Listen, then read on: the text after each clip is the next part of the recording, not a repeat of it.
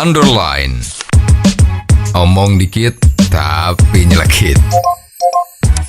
Bersama Om Bob. Temukan di channel YouTube Om Bob Indonesia. Om Bob, jumlah kebakaran di Jakarta pada tahun 2024 tercatat sebanyak 788 kali dan ini terjadi akibat korsleting mayoritasnya. Bagaimana Om Bob menggarisbawahi masalah ini? Ya, ini kita juga jangan sampai rekor kebakaran itu udah di nomor 1 lagi ya. Ya, kebakaran yang di Jakarta itu memang sering terjadi ya. Kita bayangin selama tahun 24 kemarin ada 700 sekian kebakaran. Dan tidak main-main kalau kebakaran itu biasanya yang terjadi itu kan di tempat-tempat tinggal yang agak padat penduduknya. Bangunannya mepet-mepet dan sebagainya itu ya. Nah, itu kalau setahun 700-an berarti sebulan itu ada 60. Tiap hari ada 2 kan? 2 yang terbakar. Ini kan sungguh merugikan ekonomi kita. Seharusnya tidak perlu keluar biaya renovasi rumah yang terbakar itu harus keluar. Belum terhitung harta benda yang di dalamnya. Nah, kita merasa prihatin dan kasihan bagi semua yang memang itu kena musibah.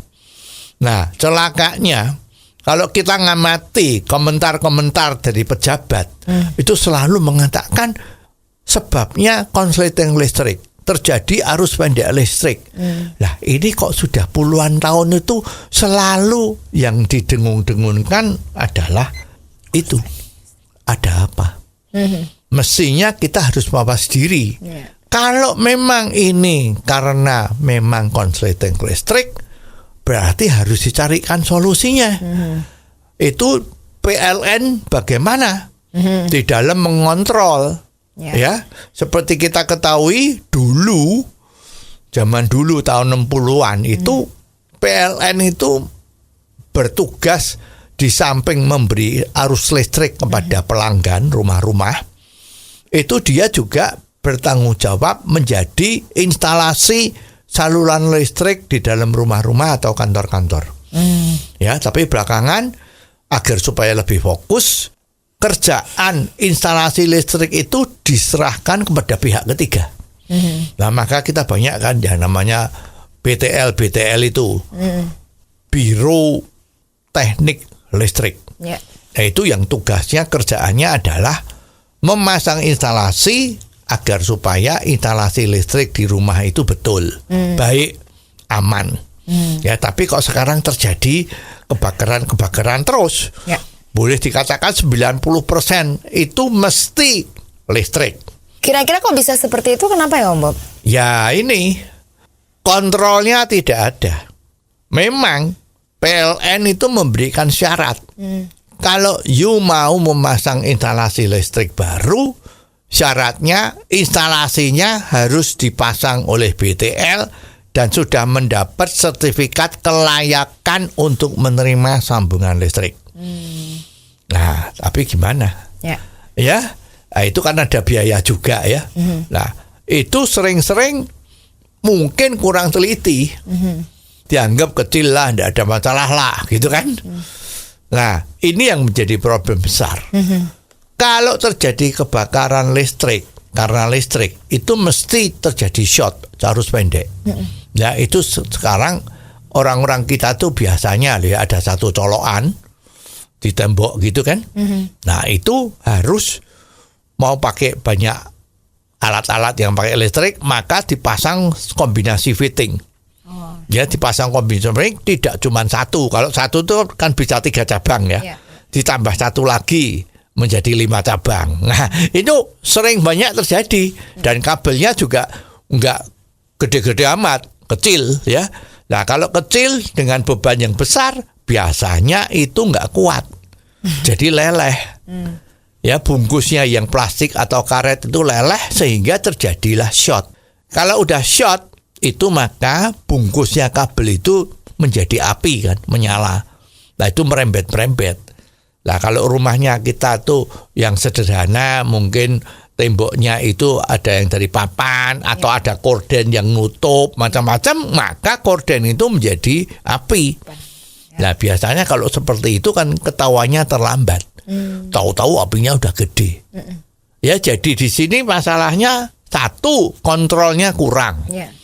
Ya biasanya kan nggak pernah ada itu petugas PLN atau petugas BTL atau petugas pemadam kebakaran lah, kira-kira itu yang kontrol ke rumah apakah instalasi listriknya betul atau tidak. Itu sudah nggak pernah.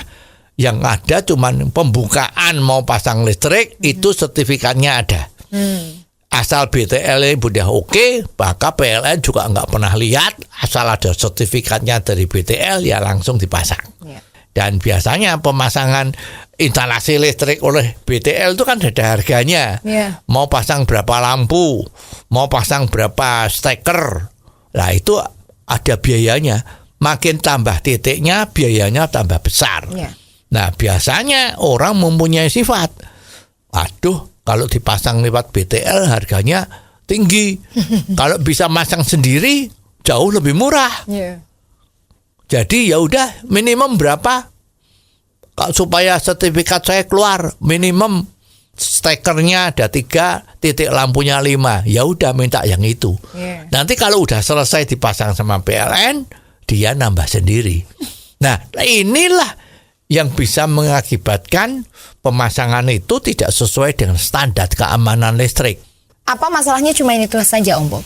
Ya, di samping harus teliti diamati, maka masyarakat itu harus dididik bahwa listrik itu memang membantu kita manusia. Tidak ada listrik kan tidak bisa hidup kan. Tapi listrik kalau tidak dipasang dengan betul bisa menjadi bencana karena kebakaran tadi itu. Maka masyarakat itu harus dididik mengenai listrik dan sambungannya. Nah ini ya nggak bisa instan, harus dari dunia pendidikan pada saat mulai SMP SMA. Itu harus dikasih pengetahuan bagaimana listrik itu harus dirawat. Apa yang terjadi kalau listriknya konsleting, macam-macam penyebabnya apa-apa itu harus diajarin di sekolahan. Ya, zaman dulu sekolahan itu ada yang seperti itu, tapi sekarang kan enggak. Sekarang enggak ada. Lah ini harus dikembalikan.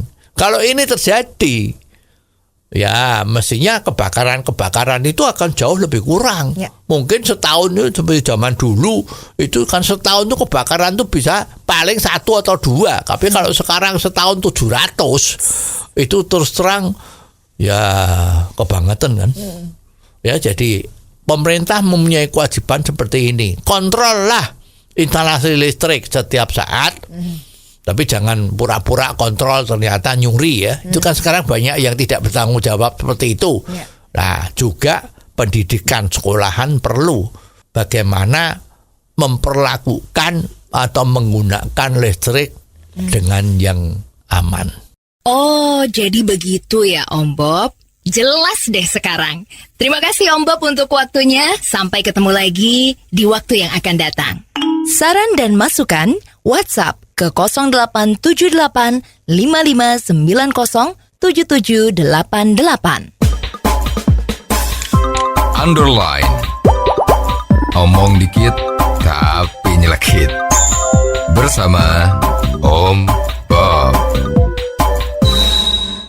Jika Anda suka dengan channel ini, jangan lupa subscribe, like, dan komen.